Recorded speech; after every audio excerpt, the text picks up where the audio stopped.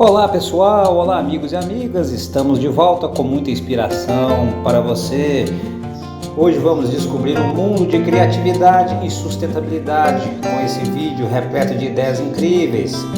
Explore ideias de utensílios e objetos decorativos feitos com sobras de madeira e pallets. Transforme materiais reciclados em peças únicas que não só embelezam seu espaço, mas também podem se tornar uma fonte lucrativa, desde pequenos projetos até criações mais elaboradas.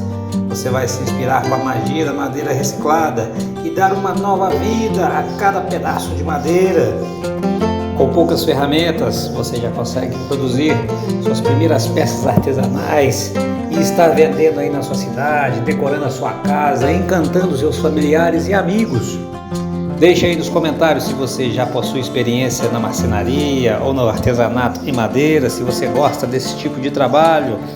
E também deixe nos comentários de onde você está nos assistindo, de qual localidade você nos assiste. Eu vou mandar um abraço aí para você. E se você ainda não se inscreveu no nosso canal TV Super Ideias, não perde tempo, se inscreve agora mesmo. E também não deixe de colocar seu like aí no nosso vídeo, dê aquela força para a gente estar sempre crescendo aqui no YouTube, trazendo conteúdos novos. E também não se esqueça de ativar as notificações para você não perder nenhum de nossos conteúdos, que todo dia tem novidade aqui no canal, muita ideia legal e muita inspiração para você colocar em prática. Fique com a gente até o final do vídeo, tire um print da ideia que você mais gostou.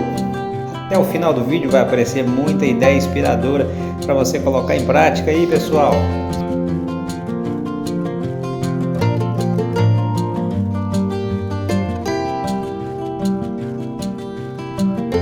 E você já se imaginou criando suas próprias peças decorativas de madeira, encantando a todos que admiram o artesanato rústico e o artesanato em madeira? Agora você pode transformar esse sonho em realidade com o e-book Iniciando no Artesanato em Madeira, um guia completo e detalhado perfeito para iniciantes que desejam mergulhar de cabeça no fascinante universo do artesanato em madeira.